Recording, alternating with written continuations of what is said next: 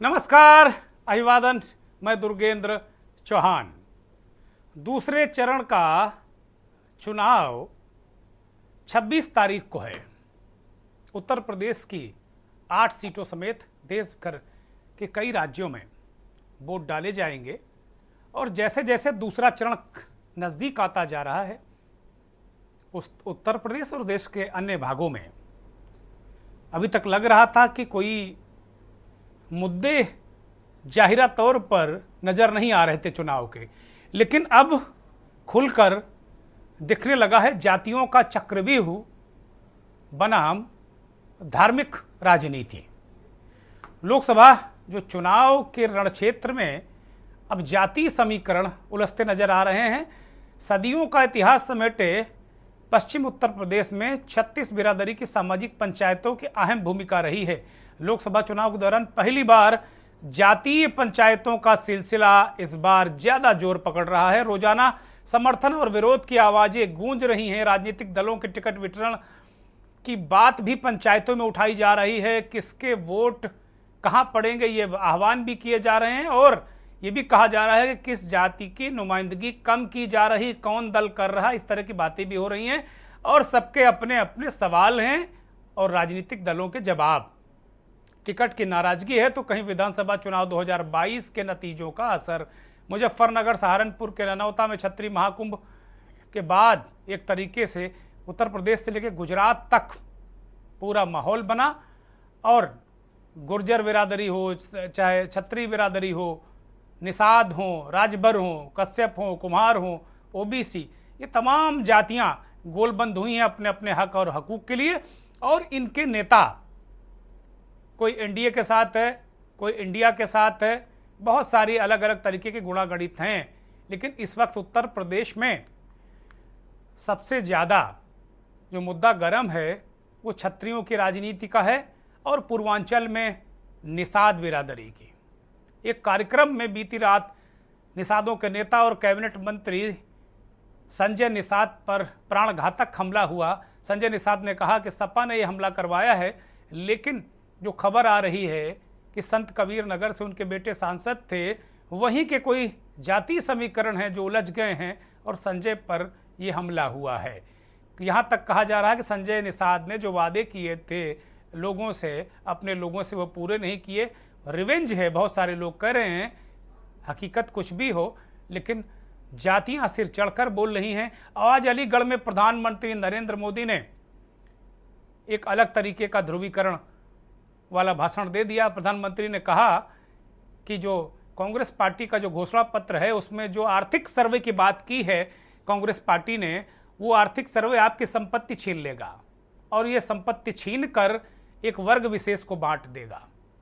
वो कह रहे हैं कि महिलाओं के, बहनों के मंगलसूत्र अगर 2 हैं तो एक छीन लेगा, 2 मकान हैं तो एक छीन लेगा। ये आर्थिक सर्वे, उस आर्थिक सर्वे में कांग्रेस पार्टी ने कहा कि पहले जाति सर्वे कराएंगे और उसके आधार पर आर्थिक सर्वे कराएंगे ताकि आर्थिक असमानता को समाज से दूर किया जा सके। ये सर्वे की पंचलाइन है, लेकिन बीजेपी ने उस सर्वे को इस तरीके से खेल दिया। इससे अब जाति और धार्मिक दोनों राजनीति दूसरे दौर में मुखर हो चली है। हालांकि पिछले दिनों CSDS का जो एक सर्वे आया उसके मुताबिक केवल 2% लोग हिंदुत्व के मुद्दे पर टिके, बाकी 21% लोग बेरोजगारी, 23% लोग महंगाई, इस तरह के मुद्दे हैं। लेकिन क्या जमीन में ये मुद्दे टिक पाएंगे? मंथन में, चुनावी मंथन में ये बड़ा सवाल।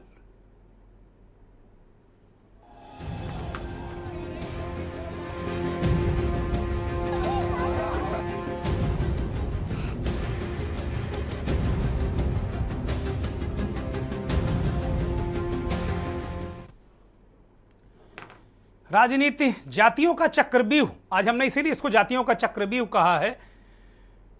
इस चक्रव्यूह को कैसे तोड़ेंगे राजनीतिक दल? क्या विपक्ष को इससे फायदा हो रहा है? बीजेपी इस चक्रव्यूह में फंस रही है? ये बड़ा सवाल है, क्योंकि गुजरात में पुरुषोत्तम रूपाला की हालत खस्ता कही जा सकती है। हालांकि आज देश का पहला चुनावी नतीजा जो आया बिना चुनाव हुए, वो गुजरात से आया। सूरत से निर्विरोध कांग्रेस के सांसद उम्मीदवार का पर्चा दाखिल किया गया था। उसके निरस्त होने के बाद निर्विरोध भारतीय जनता पार्टी के उम्मीदवार वहाँ से जीत गया और बीजेपी का खाता खुल गया। शायद भारतीय जनता पार्टी के अपने राजनीतिक काल के इतिहास में ये पहला ही मौका हुआ हो कि निर्विरोध उनका कोई सांसद जीत कर लोकसभा पहुँच गया हो। तो ये बीजेपी का खाता खुल गया है। विपक्ष के अब खाता खुलता है, क्या होता है क्या नहीं होता ये तो चुनाव नतीजे 4 जून को बताएंगे, लेकिन बीजेपी में जश्न है। तो कुल मिलाकर सूरत में खाता खुला है, लेकिन अन्य जगह जो सौराष्ट्र है वहाँ जातीय समीकरण गड़बड़ाए हैं।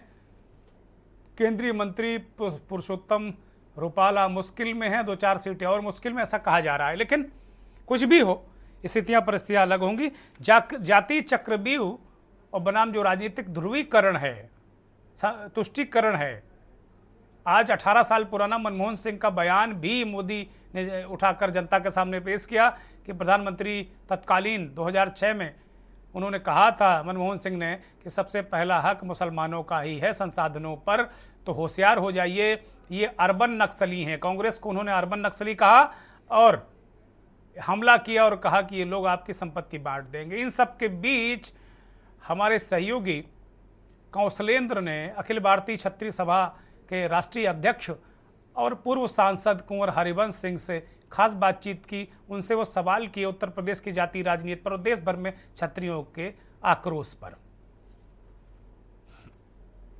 पूरे देश में इस समय इलेक्शन का माहौल है और 2024 का इलेक्शन अपने चरम पे है।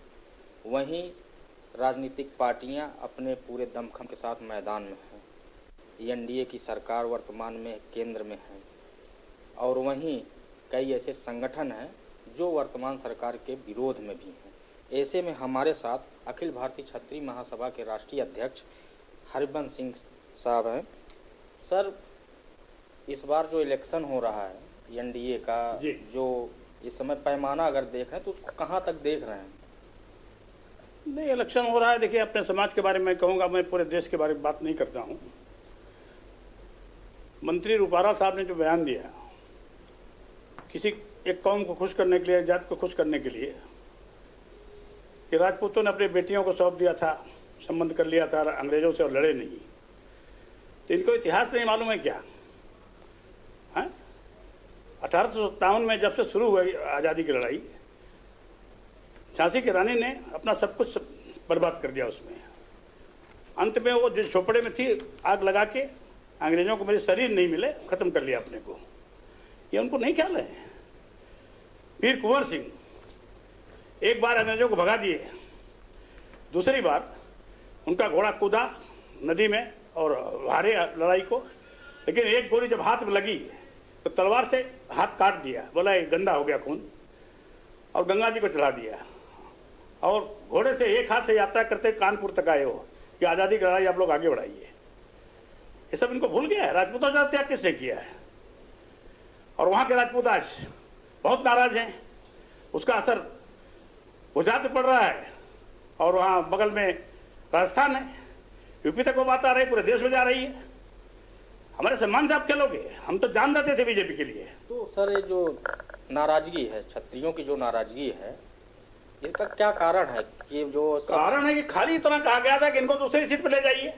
जब 26 के 26 आप गुजरात जीतते हैं तो यहाँ से नहीं वहाँ से लड़वा देते। उसके 2-2 लाख की पंचायतें हुई, सारी बात हुई, सीट नहीं बदली गई। ठीक है, हम लोग को बुला के बात नहीं हो रही है। उत्तर प्रदेश में आप टिकट देते हैं, पश्चिम उत्तर मुरादाबाद देते हैं जहाँ 50% मुसलमान हैं, जहाँ 1.5 लाख ठाकुर हैं, और जहाँ हमारे 5.5 लाख ठाकुर हैं वहाँ से आप टिकट काट देते हैं वीके सिंह का, गाजियाबाद से। नोएडा में 6 लाख ठाकुर है, वहाँ से आप देते नहीं हमारे को, हमको मैनपुरी पकड़ा देते हैं, जो मुलायम सिंह कभी हारे नहीं जब से राजनीति में आए। क्या है, जानबूझ के सत्यों को टिकट दिया और हार गए? वो सर, यूपी सरकार मुख्यमंत्री योगी आदित्यनाथ जी, इनसे आपने समय लिया है। आदित्यनाथ समय मांगा है, अगर मिल जाएगा तो अपनी बातें कहेंगे। एक बार अभी मिल के 15 दिन पहले से बता दिए थे उनको। भाई का मन अगर चाहेगा तो कुछ व्यवस्था हो सकती है आज भी। अगर उनको लगता है कि बिना छत्रियों के इनका काम चल जाएगा तो छत्री जो है बीजेपी वाला वो तोड़ दे देगा, लेकिन उत्साह नहीं है। ठाकुर का मतलब अभी 4 गरीबों का मदद करता है गाँव में, तो उनको लेके जाता है वोटिंग कराने के लिए, वो उत्साह खत्म हो गया अभी। 50% वोट नहीं पड़ेगा। आप देखेंगे 4-5% वोटिंग कम होगा। किसकी वोटिंग कम हुई पश्चिमी उत्तर प्रदेश में? छत्तीसगढ़ ने वोट डाला। पड़ता तो बीजेपी को पड़ता। तो भाई कमान भाई बहुत पावरफुल लोग हैं। मेरा टिकट काट दिया गया। मैं यूपी में नंबर 1 आया था विकास में, क्वेश्चन पूछने में नंबर 1 आया, इसलिए टिकट काट दिया गया। इस बार भी हमको नहीं पूछा गया। हम इनके पीछे टिकट मांगते रहेंगे? नहीं मांगेंगे टिकट, ठीक है। लेकिन नुकसान हो रहा है महाराष्ट्र के महाराष्ट्र नाराज हो गए। पूरे देश का राजपूत नाराज है, उत्साह खत्म हो गया है। धन्यवाद। तो हमारे साथ हरबंस सिंह साहब हैं, जो इन्होंने साफ कहा कि जो क्षत्रियों की नाराजगी है, अगर उसको जो है केंद्र सरकार या भारतीय जनता पार्टी के जो राष्ट्रीय संगठन है, अगर वो मिल के बैठ के अगर बात कर ली होती तो हो सकता है कि नाराजगी वो दूर भी हो सकती है। और अभी भी क्योंकि प्रथम चरण का ही चुनाव हुआ है, अभी 6 चरणों का चुनाव होने वाला है, तो ऐसे में अभी ये मुख्यमंत्री योगी आदित्यनाथ से समय लिए हैं। अगर उन समय मिलेगा तो अपने मुद्दों को वहाँ पे वो रखेंगे और जो भी दिशा निर्देश भी होगा, जो भी जैसे इनका संगठन खुद अखिल भारतीय राष्ट्रीय महासभा जो संगठन चल रहा है उसका क्या भागीदारी सहभागिता होगी, उसकी भी पूरी रिपोर्ट ये देंगे। वीडियो जर्नलिस्ट रमेश वर्मा के साथ कौशलेंद्र उपाध्याय, के न्यूज़, लखनऊ। बहुत सारी बातें अखिल भारतीय क्षत्रिय महासभा के राष्ट्रीय अध्यक्ष और पूर्व सांसद कुंवर हरबंस सिंह ने कही।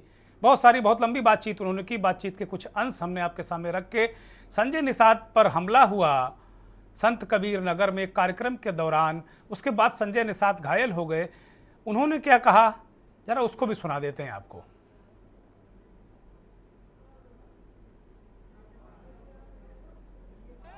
है 5 मिनट की बाइट है लगी है।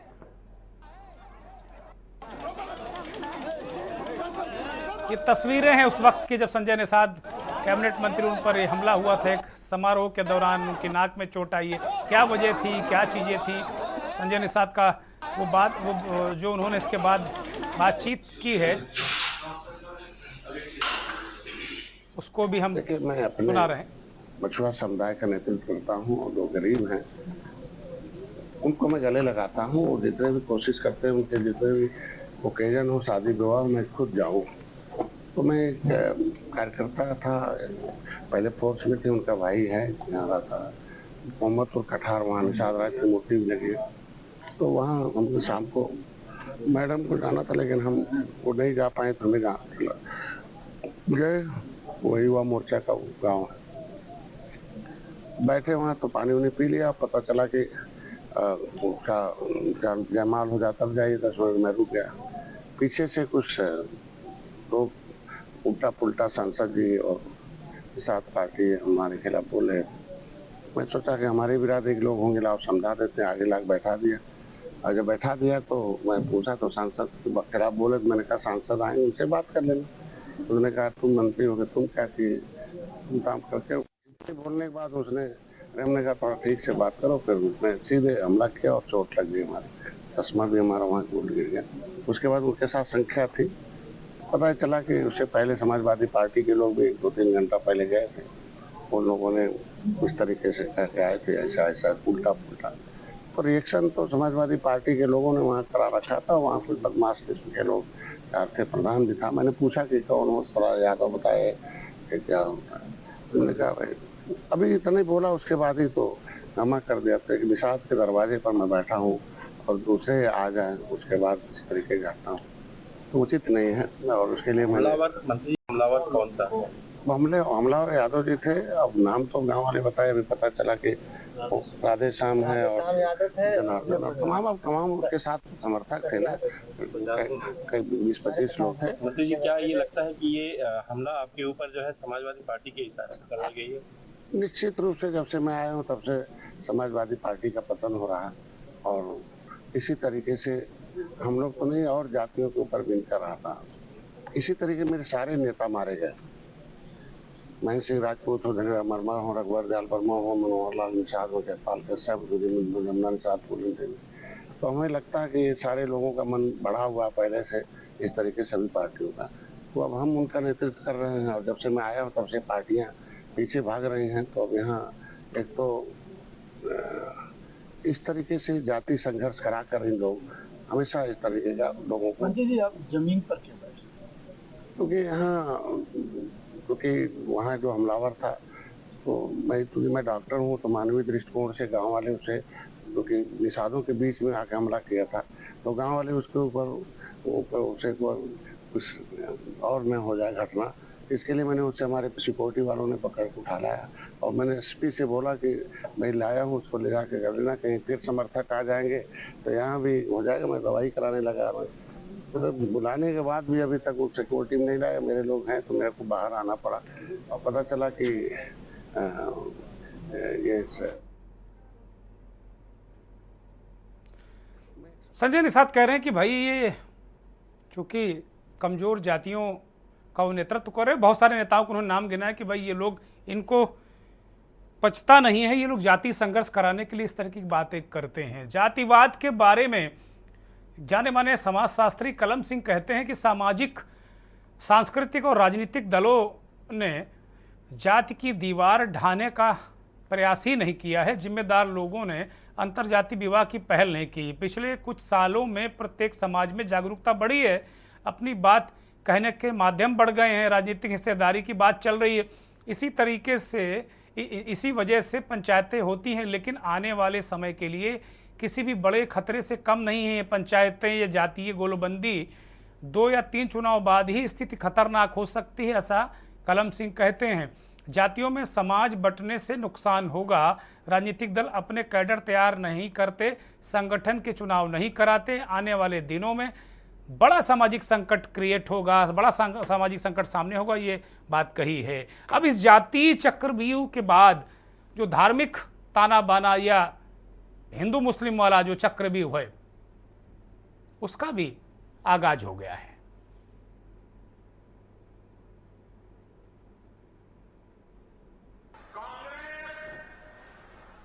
और इंडी गठबंधन की नजर अब आपकी कमाई पर है, आपकी संपत्ति पर है।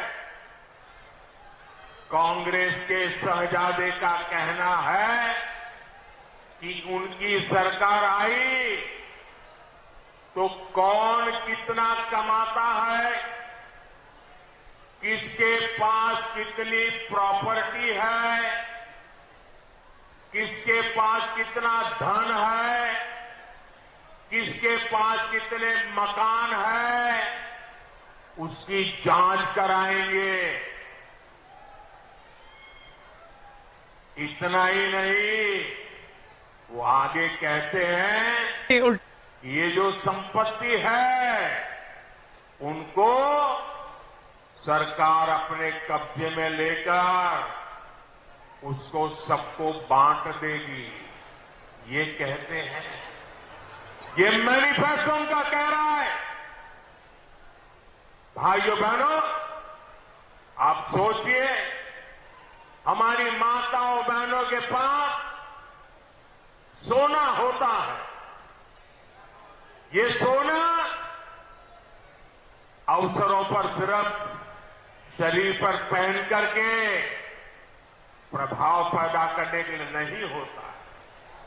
हमारे देश में माताओं बहनों के पास जो सोना होता है, कितना ही कम क्यों न हो, वो स्त्री धन होता है, पवित्र माना जाता है, कानून भी उसकी रक्षा करता है।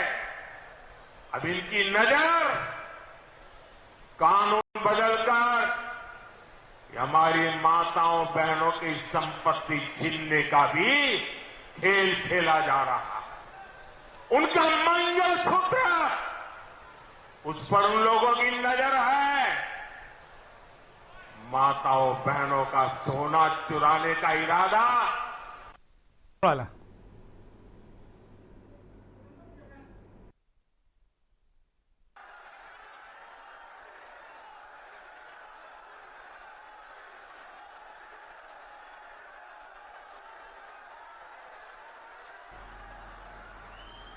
प्रधानमंत्री नरेंद्र मोदी कह रहे हैं कि भाई ये बांट देंगे, संपत्ति जो है इसको, ये जो आप लोगों की संपत्ति है इसको बांट कर रख देंगे, और माता बहनों का ये है। इस तरह की आशंका है अगर ये सरकार में आए। बड़ा सवाल यह है कि पहले क्या सरकार में आ रहे हैं, क्या बीजेपी को क्या लग रहा है कि कांग्रेस नीत सरकार इस देश में बन जाएगी? और क्या वो सर्वे का मतलब यही है जैसा प्रधानमंत्री कह रहे हैं? बहुत सारे सवाल हैं, लेकिन अब जातीय चक्रव्यूह और जाति और धर्म का चक्रव्यूह साफ साफ तौर पर नजर आने लगा है। मेहमानों का पैनल जुड़ा हुआ है। डॉक्टर महेंद्र निषाद हमारे साथ जुड़े हुए हैं, निषाद समाज के नेता हैं। बहुत स्वागत, बहुत धन्यवाद। राघवेंद्र सिंह राजू अखिल भारतीय क्षत्रिय महासभा के वरिष्ठ राष्ट्रीय महामंत्री हैं। राजू जी, आपका स्वागत, बहुत धन्यवाद, बहुत आभार। और संजय श्रीवास्तव, इस देश के जाने माने वरिष्ठ पत्रकार, राजनीतिक विश्लेषक, हमारे साथ जुड़े हुए हैं। बहुत धन्यवाद, आभार अतिथियों का। डॉक्टर महेंद्र निषाद, आपके पास आ रहा हूं। जातीय गोलबंदी, चाहे क्षत्रियों को लेकर हो, निषादों को लेकर हो, पिछड़ी जातियों को लेकर हो, ये जातीय गोलबंदी देखी जा रही है। उत्तर प्रदेश से लेकर बिहार से लेकर जहाँ जहाँ जातियाँ प्रभावित करती हैं चुनाव को, वहाँ ये जातीय गोलबंदी खूब अच्छी तरीके से, अपने अपने तरीके से लोग हवा पानी बनाते हैं। डॉक्टर संजय निषाद पर बीती रात हमला हुआ, वो कह रहे हैं कि भाई हम जातियों के रहनुमाई करते हैं, मछुआ समाज को गले लगाते हैं, इसलिए इस तरीके की चीज़ें हुई। डॉक्टर महेंद्र निषाद, क्या इस तरीके की चीज़ें होती हैं कि कोई अपने समाज के लिए काम करे, दूसरे लोग हमला कर देते हैं क्या? या फिर कहीं ना कहीं उसमें कोई घालमेल है कि आप चले थे जाति का कल्याण करने और अपना कल्याण करने लगे, तो उन लोगों को लगा कि भाई अब कितनी बार अपना कल्याण करोगे? तो कहीं ऐसे लोगों का रिवेंज, इस तरह की घटनाएं होती हैं। और उत्तर प्रदेश में खास तौर पर, बिहार में खास तौर पर जो जाति चक्रव्यूह है, क्या ये बहुत मजबूती से जकड़ा हुआ है राजनीति को? डॉक्टर महेंद्र निषाद जी, सभी को नमस्कार।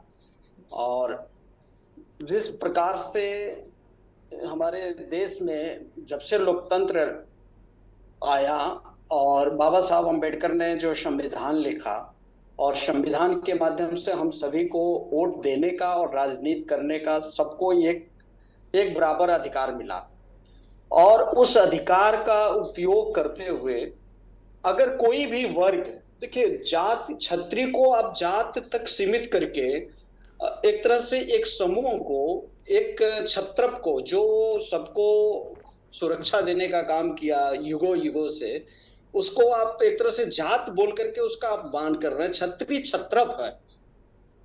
उसी हिसाब से अगर निषाद को अगर एक जात में बांध दिया जाए, बेसिकली जब से ये संविधान में एक सभी लोगों को अधिकार मिला, तो एक समूह में डिवाइड किया गया, सबको एक में बांटा गया। उसी समूह को अब हमारे समाज को बेसिकली ये कहा जाता है कि ये समाज नाविक है, मछुआरा है, जो नदियों से जुड़े हुए लोग रहे हैं, इस हिसाब से इसको माना गया है।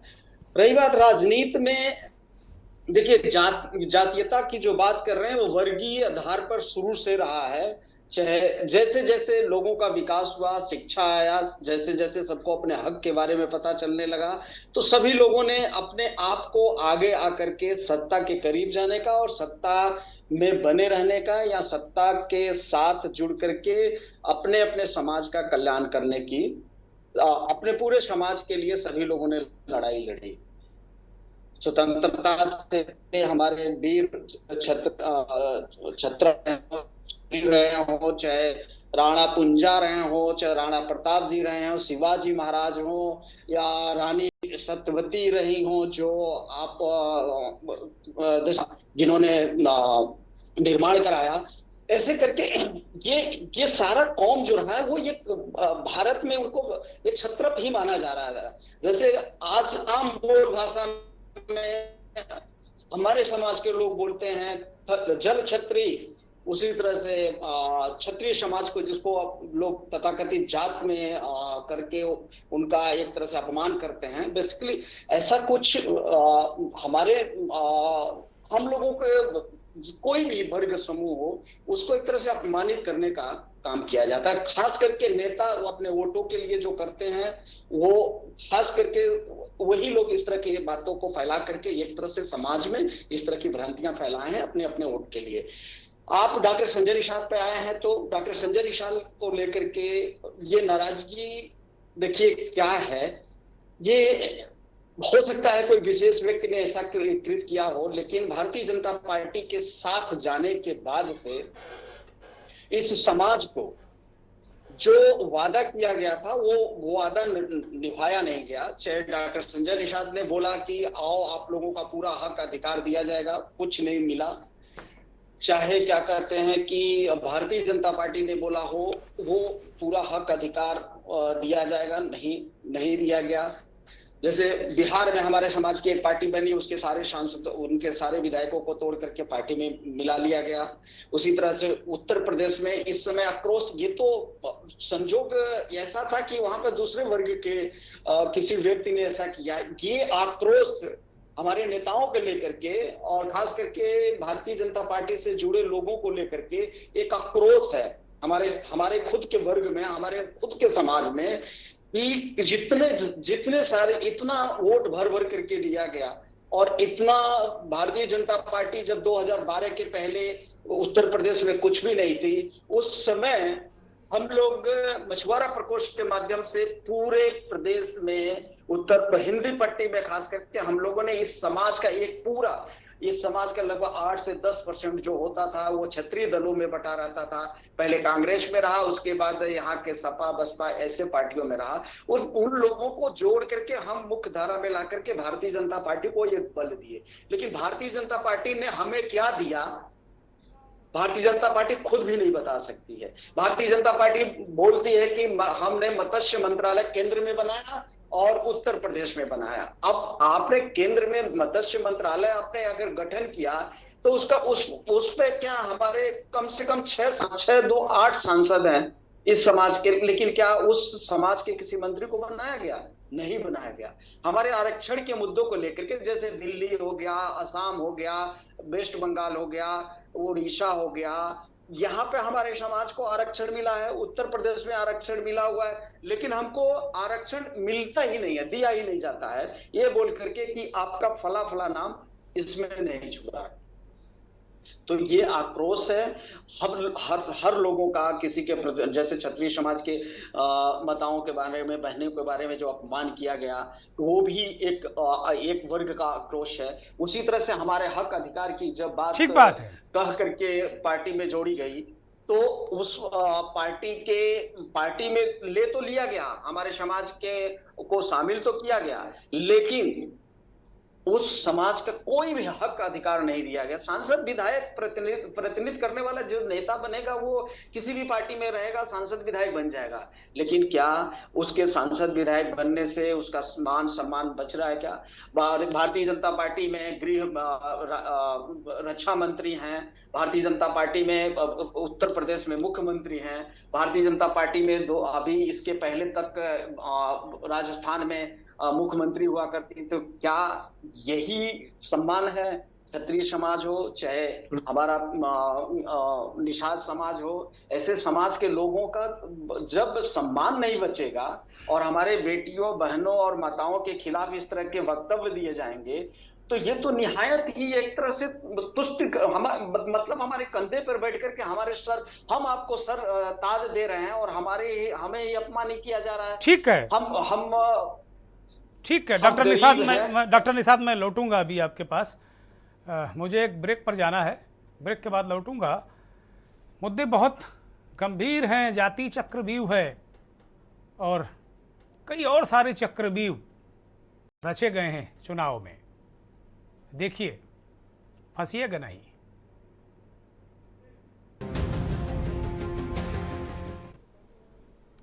जातियों का चक्रव्यूह सीधे रुख करेंगे राघवेंद्र सिंह राजू का।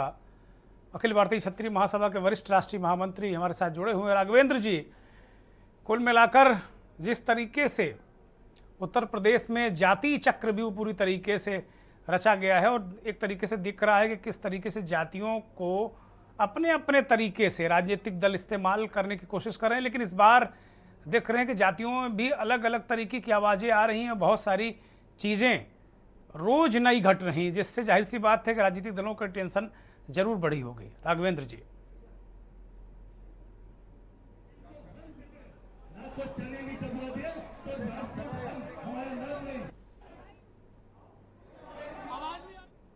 राघवेंद्र जी, अनम्यूट करिए जी। दुर्गेन जी, आज जो आपने डिबेट रखी है और आपने तमाम डिबेट में जो डॉक्टर संजय निषाद पर जिस तरीके से घटना हुई, खास तौर से मैं इस घटना की बहुत निंदा करता हूं, क्योंकि उत्तर प्रदेश के कैबिनेट मंत्री के साथ में और एक जाति विशेष के द्वारा जो उन्होंने आरोप लगाया एक वर्ग विशेष पर, और निश्चित तौर पर यह एक जांच का विषय और इसकी मैं चमक समझता हूं कि सीबीआई जांच होनी चाहिए और इस घटना को संज्ञान में लेकर के उनकी सुरक्षा भी बढ़ाई जानी चाहिए। और मैं समझता हूं यह घटना किसी भी राजनीतिक दल के साथ न हो, उस घटना पर समाजवादी पार्टी पर अगर आरोप लगा है तो मैं समझता हूं सपा सुप्रीमो अखिलेश जी को भी आगे आकर के इन सब चीजों पर अपना मंतव्य देना चाहिए। दूसरी बात यह है कि निश्चित तौर पर आज जो सबसे बड़ी नाराजगी है, डॉक्टर महेंद्र निषाद जी ने बहुत सारे विचार रखे हैं और यह भी सच है कि जो हम लोगों का मिशन चला कई बार 2009 से लेकर के 2014 तक 21 राजनीतिक दलों को अखिल भारतीय क्षत्रिय महासभा ने छोटे छोटे से राजनीतिक दलों को एकता के सूत्र की एकता में पिरोया था। तो यहां पर यह तो कहना गलत है कि हम लोग जातिवादी हैं। यहां पर निश्चित तौर पर है कि देश में जो कुर्सी पाने और अफसर पाने का जो दौर चल रहा है और इस तरीके से दल बदल की जो स्थितियां बनी है, दल बदल कानून भले हो लेकिन दल बदल कानून की भी क्या स्थितियां हैं ये सबके सामने है, जनमानस के सामने है। और अब किसी की निष्ठा और प्रतिष्ठा इस पे नहीं है, सिर्फ कुर्सी पाने और चोला के रंग बदलने का दौर है। दुर्गेन जी, बहुत से सारे देश के मीडिया दिखाते हैं कि भाई ये संख्या इसकी 5% हो गई, उसकी 2% हो गई, उसकी 8% हो गई, उसकी 13% हो गई। मैं आपके चैनल के माध्यम से दावा करना चाहता हूं कि ब्राह्मण, वैश्य, शूद्र और क्षत्रिय 4 वर्णों में था देश और इसके बाद जातियों और उपजातियों में उपभ्रंश बना करके 1931 के बाद आपने देखा जातिगत जनगणना जितनी हुई तो कहीं ना कहीं उसमें भ्रांति रही। और आपने देखा कि निषाद में भी पूरे देश में एक आंदोलन चला आरक्षण को लेकर के, उनमें ही नहीं चला, पटेलों में भी चला। अभी हमारे पिछले दिनों में उसमें था तो हमारे पाल समाज के बड़े नेता माननीय पूर्व मंत्री रहे सतीश पाल जी कह रहे थे कि भाई पालों के हक और अधिकार को क्या मिला। तो ओबीसी में भी बहुत सारी जातियां हैं, तो जो जातियों में उपभ्रंश है और उनके हक और अधिकार को लेकर के एक नाराजगी है वर्ग विशेष में कि भाई अगर हम सत्ता में आए हैं और सत्ता की कुर्सी पर अगर हम विराजमान हैं तो हम अपने समाज को ना भूलें, और अगर समाज को भूल जाएंगे तो निश्चित तौर पर इस तरीके की घटनाओं से हम लोगों के मन मस्तिष्क में और उसमें ये सब चीजें जो आती हैं, जो समाज का नेतृत्व कर रहे होते हैं और खास तौर से राजनीतिक दलों में, चूंकि सामाजिक दलों की बात अलग है लेकिन राजनीतिक पार्टियों की बात अलग है। जहां तक राजनीतिक पार्टियां भले ही कहें, लेकिन आज देश में जितने भी छोटे छोटे दल हैं वो अगर कुनवे हैं, भले आप राजभर समाज को कहें तो कहीं ना कहीं आप भले कहो भाई नहीं वो जातिवादी दल नहीं है, क्या ओम प्रकाश राजभर समाज का नेतृत्व नहीं करते, क्या अनुप्रिया पटेल जी कुर्मी समाज का नेतृत्व नहीं करती। तो ये तमाम जो बातें और इसके बाद कैसे जाति उन्माद पैदा किया जाए, जिस तरीके से आपने देखा एक जाति विशेष को खुश करने के लिए एक केंद्रीय मंत्री आप इस तरीके का बयान दे देते हैं राजकोट में और उससे पूरे देश में एक आक्रोश पैदा हो जाता है। वही सारी चीजें उस डैमेज कंट्रोल को रोकने के लिए आपने देखा हो कि भाजपा के शीर्ष नेतृत्व ने केवल गिने चुने लोगों से तो वार्ता की। ये कोई पश्चिमी उत्तर प्रदेश तक लड़ाई सीमित नहीं थी कि आपने अगर संगीत सोम से बात कर ली, अगर आपने सुरेश राणा से बात कर ली, तो इस समाज में तमाम जो लोग नेतृत्व कर रहे हैं, सामाजिक संगठन के नेता हैं, आपको उनके साथ बैठना चाहिए था। और निश्चित तौर पर उत्तर प्रदेश के यशस्वी मुख्यमंत्री माननीय योगी आदित्यनाथ जी उत्तर प्रदेश में जो हमारे लखनऊ से लोकसभा का नेतृत्व करते हैं और केंद्रीय रक्षा मंत्री माननीय रक्षा मंत्री राजनाथ सिंह जी को भी समय समय पर क्षत्रिय भावनाओं से अवगत कराया गया। ठीक बात। दुर्गेन जी, आपने देखा हो कि 17 दिसंबर को अमित शाह जी की रैली जब चल रही थी तो एक मामला आया था यही निषाद राज के आरक्षण को लेकर के। निषादों ने यह बात कही थी कि हमारे हक और अधिकार हमें मिलना चाहिए और इस पर सपा ने भी उस पर कमेंट किया था। और आपने देखा उस समय एक रैली, बिहार के एक मंत्री थे, पशुपालन मंत्री थे माननीय मुकेश सैनी जी, उत्तर प्रदेश में लखनऊ में ही डॉक्टर महेंद्र निषाद जी को मालूम है कि वो यहाँ रैली करने जा रहे थे और उत्तर प्रदेश में वो माननीय हमारे पूर्व सांसद फूलन देवी के फोटो लगवाना चाह रहे थे, जगह जगह मूर्तियां लगवाना चाह रहे थे। वो चाहते थे कि एक जातीय उन्माद पैदा किया जाए। और आपने देखा कि तमाम राजपूताना संगठन आपने देखा होगी नाराजगी में साथ में आए, और इसके बाद ये निश्चित तौर पर बैलेंस में यही दिक्कत है राघवेंद्र जी, यही दिक्कत है कि सबका अपना अपना नजरिया है। कोई महापुरुष मानता है, कोई उन्माद मानता है, बड़ा बड़ा उलझा हुआ मसला है। और मुकेश सैनी अब एनडीए से छिटक कर इंडिया वाले गठबंधन में बिहार में हैं, रैलियां कर रहे हैं, 3 सीटों पर चुनाव लड़ रहे हैं।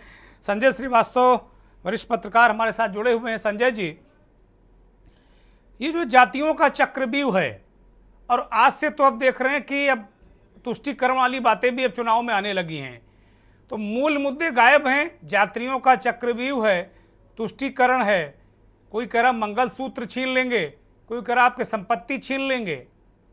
क्या इसी पे पूरा चुनाव निपट जाएगा क्या संजय जी?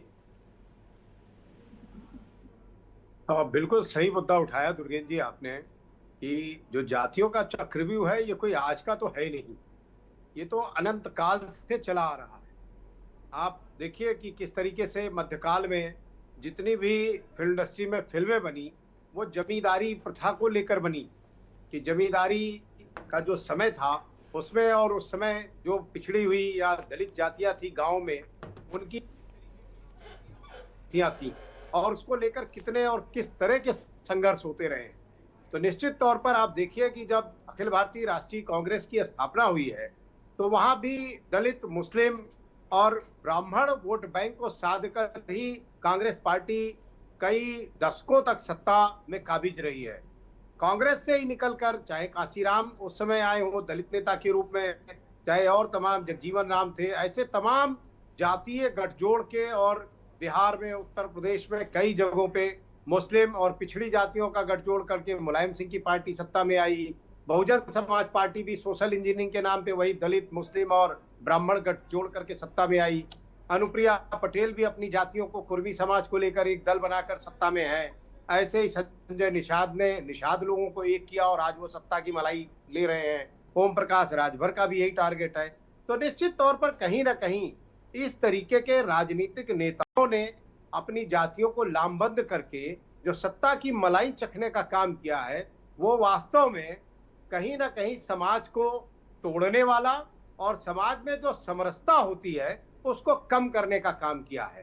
तो जो द्वेष भाव है वो कहीं ना कहीं इस तरीके के राजनीतिक दलों के उद्भव से, और उनको बढ़ावा देने वाले जो भी राष्ट्रीय राजनीतिक दल हैं, मैं किसी का नाम नहीं लेता, कांग्रेस में भी ये बात है और बीजेपी में भी है, लेकिन जिस तरीके से ये लोग ऐसे क्षेत्रीय, ऐसे जातिवादी दलों का सहारा लेकर सत्ता में बने रहना चाहते हैं, उनको मंत्री पद दे देते हैं और उनको तमाम सारी सुविधाएं देते हैं, तो निश्चित तौर पर यह समाज के लिए बहुत नुकसानदायक है। और शायद यही नब्ज टटोल कर पूरा चुनाव भी इसी दम पे, मैं ये इस चुनाव की बात नहीं कर रहा हूं, आप पिछले कई चुनाव देखिए अपने देश में, तो हाल ये है कि भारतीय जनता पार्टी में खुले शब्दों में कह रहा हूं कि राष्ट्रपति बनाना होता है तब भी जाति देख के बनाया जाता है।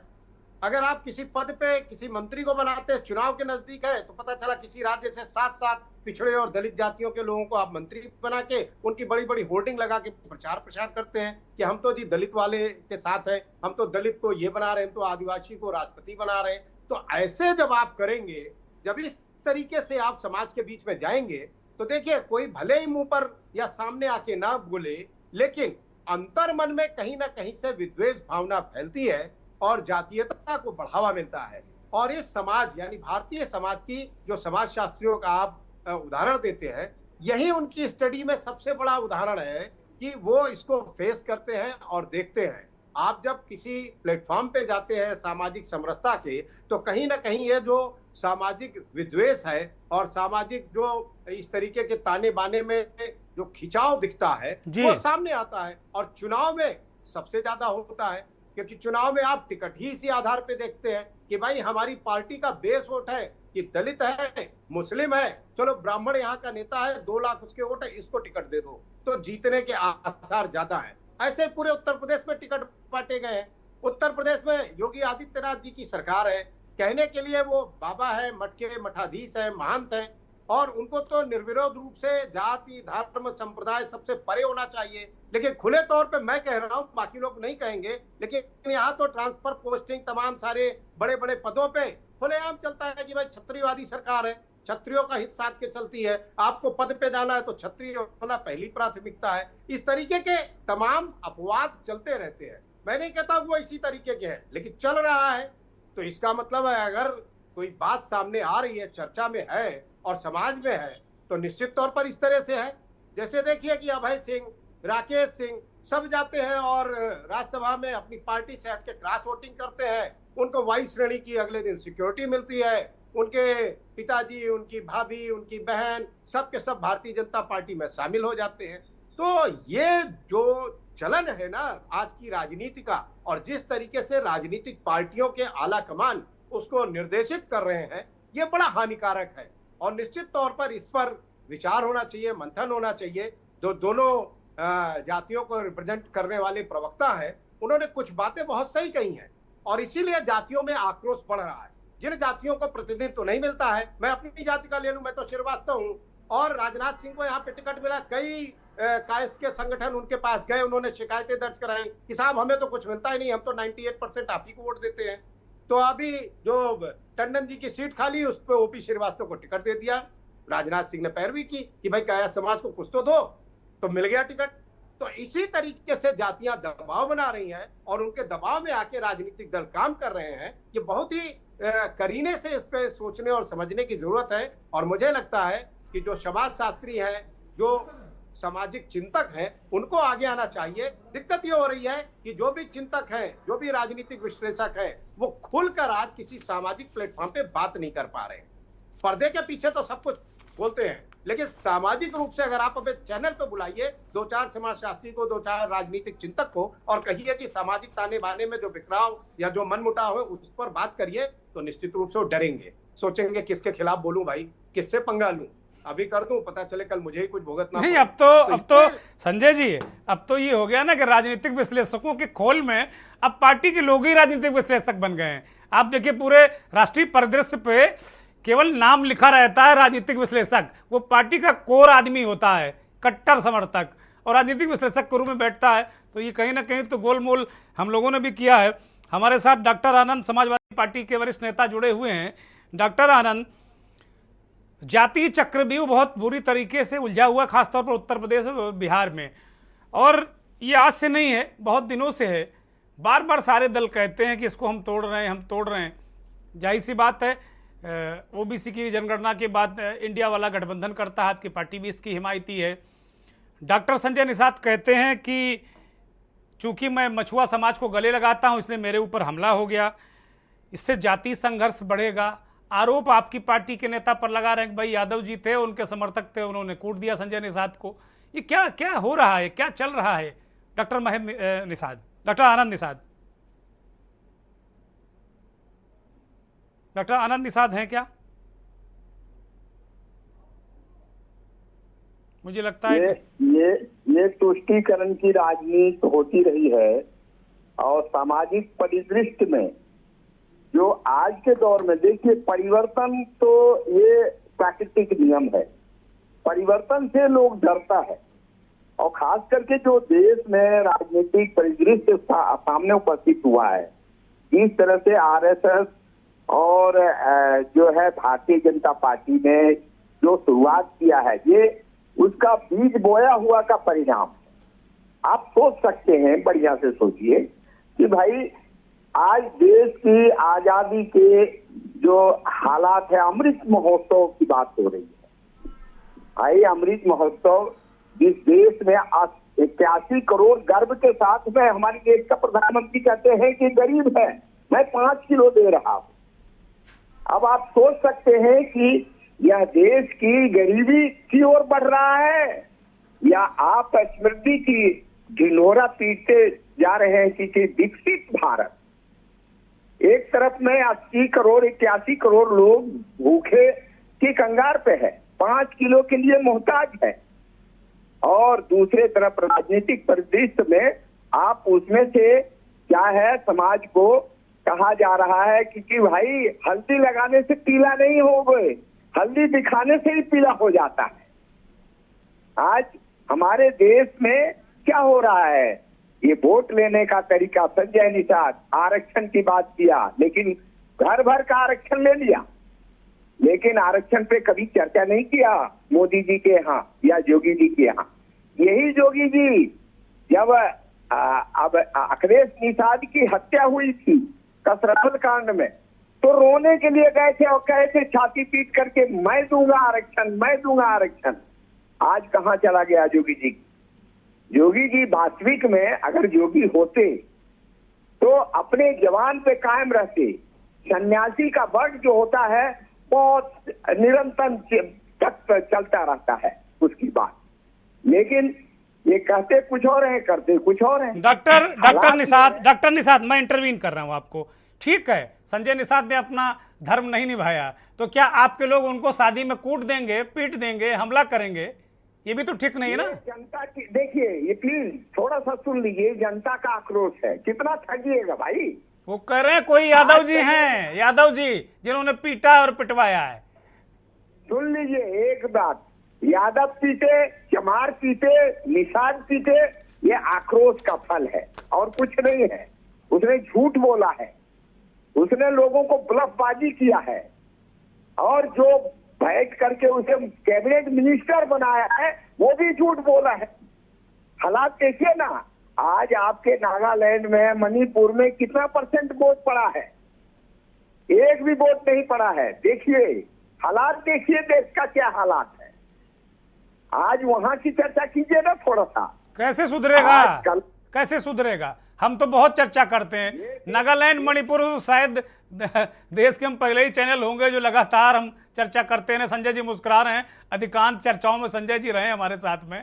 नागालैंड तो हमने चीख चीख कर, मणिपुर चीख चीख कर, जितनी आवाज है मेरी वो पहुंचाता रहता हूं। डॉक्टर आनंद निषाद, बहुत धन्यवाद के पात्र है माननीय आप, बहुत धन्यवाद के पात्र है जो कम से कम आपकी आवाज तो ये उन गरीब गुरबों तक पहुंच रही है। लेकिन हमारे देश के प्रधानमंत्री आज 10 साल हो गया है, कभी आप पत्रकार हैं, आप चिंतक हैं, कभी आपने इंटरव्यू लिया है क्या? नहीं। देश के कोई ऐसा चैनल है इंटरव्यू जो है वो क्या नाम है, अक्षय कुमार लेता है कि आम चूस करके खा जाता है या नहीं, अब समाचार एजेंसियों को दे रहे हैं इंटरव्यू, ऐसा मत कहिए। कुछ समाचार एजेंसियों को दे रहे हैं इंटरव्यू प्रधानमंत्री जी, इतने भी खराब नहीं है भाई। आप लोग थोड़ा सा, प्रधानमंत्री जी देश के लिए सोच रहे हैं, अब आप लोग उनको खराबे बताने पे तुले हैं तो हम लोग क्या कह सकते हैं भाई? खराब नहीं, बहुत तेज। हमारे देश के प्रधानमंत्री विश्वगुरु बनने वाले हैं। अरे वो कह रहे हैं कि आप लोग मंगलसूत्र छीन लोगे। याद आ गया, वो कह रहे हैं आज अलीगढ़ में कि कांग्रेस पार्टी जो मैनिफेस्टो लेकर आई है वो आर्थिक आधार पर सर्वे कराएगी, और जो आपके पास अगर 2 मकान है निषाद जी के पास तो 1 मकान छीन लेगी। अगर डॉक्टर महेंद्र निषाद के पास की पत्नी के पास 2 मंगलसूत्र हैं तो 1 छीन लेगी। प्रधानमंत्री जी कह रहे हैं, तो कह रहे हैं जो संपत्ति है वो इक्वल कर देगी। ये अर्बन नक्सल हैं, ये छीन के बांट देंगे सब घुसपैठियों को। डॉक्टर आनंद निषाद बोलिए। निषाद पीटा गया, कल देश का प्रधानमंत्री के ऊपर भी हमला हो सकता है। नहीं, मैं इस बात से बिल्कुल सहमत नहीं हूं। बिल्कुल ये शब्द वापस लीजिए। ऐसा थोड़ी है कोई भाई, प्रधानमंत्री इस देश के नुमाइंदे हैं, हमसे, हमारे और आपके सबके नुमाइंदे हैं। क्यों उनको क्यों पीटेंगे कोई? हम नुमाइंदे हम तब तक मानेंगे जब तक आस्था रहती है। आस्था में खिलवाड़ हो। अरे आस्था है भाई, इस देश की 140-145 करोड़ लोग प्रधानमंत्री पे आस्था रखते हैं, तभी जिता रहे हैं उनको चुनाव। झूठ बार बार बोलोगे तो आस्था रहेगी क्या? अब आप चुनाव में निपट लीजिए। आप लोग हाथापाई करते हैं, संजय निषाद को पिटवाया आप लोगों ने, और अब कह रहे हैं कि प्रधानमंत्री पर कोई हमला कर सकता है। ये कौन सी बात हुई भाई? एकदम हमको लगता है प्रधानमंत्री जी इसीलिए आप लोगों को अर्बन नक्सल कहते हैं, हम समझ गए। देखिए अर्बन नक्सल किसको कहा जाता है? जो अपनी रोटी के लिए मांग कर रहा है। आज नक्सली जो मुद्दा उठाई जाती है कि भाई हम जल जंगल और जमीन बचा रहे हैं तो उसको नक्सली कहा है। अरे भाई रोटी मांगा हमने आपको, आपने रोटी दिया क्या? तो भाई लोकतांत्रिक तरीके से मांगिए, लोकतांत्रिक तरीके से। अब आप कोई चीज अस्थिर करेंगे, पब्लिक को धमकाएंगे, अस्थिरता फैलाएंगे। आप लोग जातिवाद करते हैं, तुष्टीकरण आप लोग करते हैं, अल्पसंख्यकों के तुष्टीकरण की बात करते हैं। बहुसंख्यक कहाँ चला जाए? अरब सागर में चला जाए आप लोगों के मुताबिक? एक चीज बड़ी बढ़िया से आप समझिए कि आप जो लोग आदिवासी जंगलों में रहते हैं, अडानी जी को दे दिया, अंबानी जी को दे दिया, वहाँ कोयले निकलेंगे, हीरे निकलेंगे, सोने निकलेंगे, वो निकालने का काम कर रहे हो, उनको बेघर कर रहे हो। तो भाई मेहनत कर रहे हैं ना डॉक्टर निषाद, वो मेहनत कर रहे हैं, वो जमीन का सीना चीर के सोना निकाल के देश को आगे बढ़ा रहे हैं, तो वो भी तो अडानी और अंबानी साहब, अडानी और अंबानी के उस देखिए, जीएसटी आप एक बनियान खरीदिएगा तो 18% लगेगा और एक हीरा खरीदिएगा तो 3%। ये क्या है, समानता है क्या? अब थोड़ा सा विषयांतर हो गई चर्चा, मतलब जो जातियों का चक्र भी जातियों का चक्र भी टूटेगा कि नहीं टूटेगा, ये बताइए आप। ये तो देखिए, जब हम बीएसपी के फाउंडर सदस्य हूँ, हमने जाति तोड़ो समाज जोड़ो का आंदोलन किया था, तभी बीएसपी उठ के खड़ी हो गई। सबसे पहला नारा हमने दिया था कि वोट हमारा, राज तुम्हारा नहीं चलेगा। आज क्या हो रहा है, वोट हमारा इन गरीबों का 90%, एक तरफ में 90 रोटी खाने वाला लोग है, उसके हिस्से में 10 रोटी है, और एक तरफ में 10 लोगों के पास में 90 रोटी है। ठीक है, तो क्या करेगा? ठीक है डॉक्टर नंदा, मैं आपको रोक रहा हूं, आपकी बात आ गई, अब मैं रोक रहा हूं क्योंकि मेरे पास बहुत कम समय है। मैं एक छोटी सी टिप्पणी डॉक्टर महेंद्र निषाद के पास जाऊंगा। डॉक्टर महेंद्र निषाद, डॉक्टर आनंद निषाद को आपने सुना, समाजवादी पार्टी के नेता, वो कह रहे समाज में जो आक्रोश है, ये चाहे संजय निषाद हो चाहे बाकी नेता, उनको ही झेलना पड़ेगा। वो तो बहुत बड़ी बात कर रहे हैं, मैं उससे कतई सहमत नहीं हूं, है ना, लेकिन इस तरीके की बातें कह रहे हैं। एक तरफ प्रधानमंत्री कह रहे हैं अर्बन नक्सल, तो जो जिसको ये आक्रोश कह रहे हैं वो तो कहीं ना कहीं प्रधानमंत्री को उस बात से मैच खा रहा है। देखिए, आनंद जी ने बहुत सही बात बोली है, इसको मैं इस बात का मैं इनकी बात का समर्थन करता हूं। देखिए, डॉक्टर संजय निषाद का जो प्रारूप रहा है शुरू से लेकर के मैं तो उनका राजनीतिक एक तरह से सलाहकार रहा हूं, तो हमेशा उनका आक्रोश पैदा करने का एक सिस्टम रहा है। वो चाहते क्या है कि हमेशा हमारा समाज जो है ना, किसी न किसी वर्ग से नाराज करे। पहले जब वो भारतीय जनता पार्टी में नहीं थे तो वो मोदी जी, योगी जी सबको गाली देते थे। ये बात आप लोग देख लेंगे रिकॉर्ड उठा करके सारी चीजें। जब वो समाजवादी पार्टी में गए तो भी वो बसपा को और सबको, मतलब जो भी उनसे नेता थे, जातियों को लेकर के उनके अंदर में एक विषयांतर करके और अपने समाज को एक तरह से गुलियाने का एक उनका फार्मूला है शुरू से लेकर के लास्ट तक। देखिए, वो पहले पुलिस से मार खाते थे, अब पब्लिक से मार खा रहे हैं। तो समस्या, अब पुलिस से मार खाने पे भी समाज उनका साथ नहीं, दोनों सूरत में वो बड़े नेता बन रहे हैं। डॉक्टर महेंद्र निषाद, पुलिस से मार खाए बिना कोई बड़ा नेता बनता नहीं, वो बन गए और पब्लिक से खा रहे हैं। मुझे लगता है और तरक्की होने वाली है उनकी। पब्लिक, देखिए, पुलिस का मार वो आदमी खाता है जो किसी भी काम को संविधान के खिलाफ करता है, ठीक है। पब्लिक का मार जब वो खाता है जब वो धोखा देता है, और वहां पुलिस नहीं पहुंच। बहुत सारे आंदोलनकारी लाठी चार्ज हुआ, तो गांधी जी भी तो आंदोलनकारी थे, उन पर भी लाठियां पड़ी। आप ये कैसे कह सकते हैं? देखिए, अब गांधी जी और हमारे महामना डॉक्टर संजय निषाद को एक साथ ये मत करिए, मैं उनके मतलब नस नस से वाकिफ हूँ। हुआ क्या है कि अभी भारतीय जनता पार्टी ने क्या किया है कि उनका सब कुछ छीन लिया। एक बेटा था तो पहले भाजपा में शामिल किया, दूसरा बेटा था तो फिर उसको भाजपा में शामिल कर लिया। उनके पार्टी से एकमात्र निषाद सांसद विधायक बना था, उसको तोड़ करके अभी सांसद बनाने के लिए भाजपा उनके पार्टी के सिंबल पर चुनाव लड़ा था, और उसको तोड़ करके भारतीय जनता पार्टी अपने टीम में भाजपा में शामिल कर लिया। ये इनको प्रॉब्लम ये हो गया है कि अब तो मेरी पार्टी खत्म कर दी गई, मुझे क्या कहते हैं कि कहीं का नहीं छोड़ा गया। तो वो आक्रोश जो बताया गया है, ये मारपीट वाला ये जो सिस्टम बनाया गया है, आप ये बताइए, इससे तो हमारे समाज के लोग डर जाएंगे कि इनको बुलाने लायक नहीं है, ये जा रहे हैं तो वहां बवाल करा दे रहे हैं। ये आप समाज में तय कीजिएगा, हकीकत मेरे पास वक्त नहीं है, ये समाज की पंचायत में तय करिएगा। हम लोग फिर मिलेंगे। राघवेंद्र राजू, एक छोटी सी टिप्पणी, फिर मैं संजय जी के पास जाऊंगा फाइनल कमेंट के लिए। छोटी सी टिप्पणी कि भाई ये ठाकुर ऐंठे ऐंठे फिर रहे हैं, और तमाम अभी संजय जी कह रहे हैं कि आप लोग सब ट्रांसफर पोस्टिंग से लेके हर जगह आपका जलवा जलाल है, पगड़ी वगड़ी लगा के बिल्कुल पहुंच जाते हैं आप लोग, पूरा मलाई आप लोग काट रहे हैं। वो तो संजय जी किसी तरीके से राजनाथ से कहे हुए कि एक चित्रांत समाज के व्यक्ति को टिकट बमुश्किल मिल पाया लखनऊ से, और फिर भी आप असंतुष्ट हैं। ये ड्रामा चल रहा है ऊपर से कि कहा जा रहा है आप लोगों की करो ड्रामा। ये अपने नेताओं की वैल्यू बढ़ा रहे हैं आप, क्षत्रिय समाज के नेताओं की वैल्यू बढ़ा रहे हैं आप। संजय श्रीवास्तव जी का अपनी जगह विचार अपनी जगह ठीक है, लेकिन सब कुछ ये है कि काबिलियत पर आरक्षण आज भी भारी है। 10 साल का जो आरक्षण था, आज आप देख रहे हैं कि 1993 में भी मंडल कमीशन के दौरान सुप्रीम कोर्ट के 9 जजों ने, आपने देखा हो दुर्गेन जी, ये कहा था, कोर्ट ने कहा था जाति अपने आप में कोई ये आधार नहीं है। और 2015 में जो जाटों को जारी दिया गया था आरक्षण, आपने देखा कि यूपीए सरकार ने दिया था, वो वापस कर दिया था, कोर्ट ने हटा दिया था। इसी तरीके से छोटा करिए, जल्दी से कंप्लीट करिए। छोटा देवेंद्र फडणवीस जी ने 16% आरक्षण दिया था, बाद में हाई कोर्ट ने हटाकर उसके 12% कर दिया। तो कहने का तात्पर्य यह है कि भारतीय संविधान में जो हमारी सुप्रीम कोर्ट है, वो कोर्ट भी अपने विचार समय समय पर आरक्षण को लेकर देती रहती है।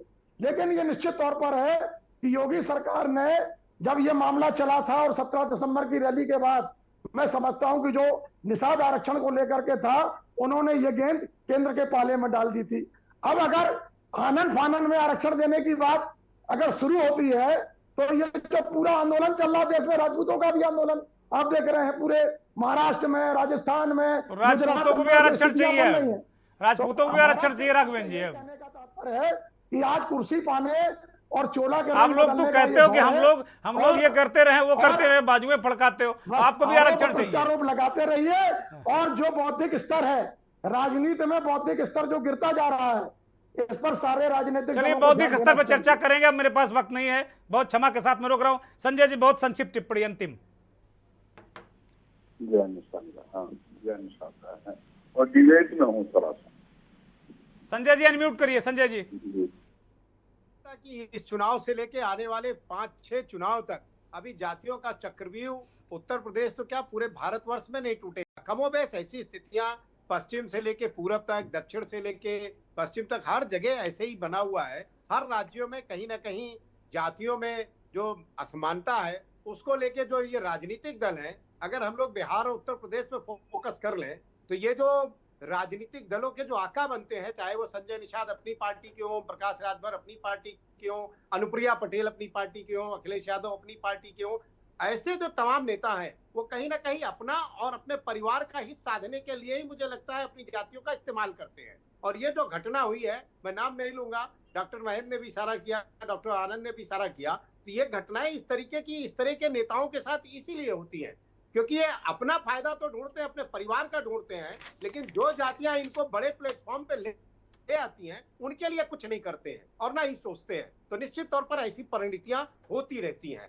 तो अब समय है कि मुझे तो लगता है कि आपने बहुत अच्छी डिबेट उठाई, आपने कहा नागालैंड और इस पर कितनी बार बात हुई है, तो निश्चित तौर पर जो बुद्धिजीवी वर्ग है, वाकई जो राजनीतिक विश्लेषक है, जो समाजशास्त्री है, उनको लेख के माध्यम से, अखबारों के और टीवी पर आकर ऐसी डिबेट में हिस्सा लेना चाहिए और मुखर होकर बोलना चाहिए कि वाकई ये खतरनाक है, जातियों का चक्रव्यूह टूटना चाहिए। सिर्फ ऊपर से मंच पर आकर कहने से काम नहीं चलेगा कि यहाँ पे राजनीतिक भेदभाव नहीं है, राजनीतिक सब समरसता है, सामाजिक ताना बाना बिल्कुल सही है। ये सब दूर करने के लिए मुखर होकर मंच पर आने की जरूरत है और ये जब तक नहीं होगा तब तक ऐसे ही सब कुछ चलता रहेगा। बहुत शुक्रिया संजय जी, बहुत शुक्रिया डॉक्टर आनंद निषाद, डॉक्टर महेंद्र निषाद, राघवेंद्र सिंह राजू, बहुत बहुत धन्यवाद उन दर्शकों का जो के न्यूज़ को देखते हैं, हमारे इस खास कार्यक्रम मंथन में अपना आशीर्वाद देते हैं। जातियों का चक्रव्यूह गहरा है, लेकिन कोई ना कोई तो अभिमन्यु के बाद कोई न कोई ऐसा व्यक्ति होगा। अभिमन्यु फंसे, संकट में आए, 7वां द्वार नहीं तोड़ पाए, लेकिन चुनाव का 7वां द्वार आते आते क्या ये जाति चक्रव्यूह टूटकर, क्या ये जो धार्मिक तुष्टीकरण, इस तरीके के चक्रव्यूह क्या टूटेंगे और क्या मूल मुद्दों पर इस देश का मतदाता वोट देगा जो उसकी वरीयता है, प्राथमिकता है। बहुत बहुत धन्यवाद, नमस्कार।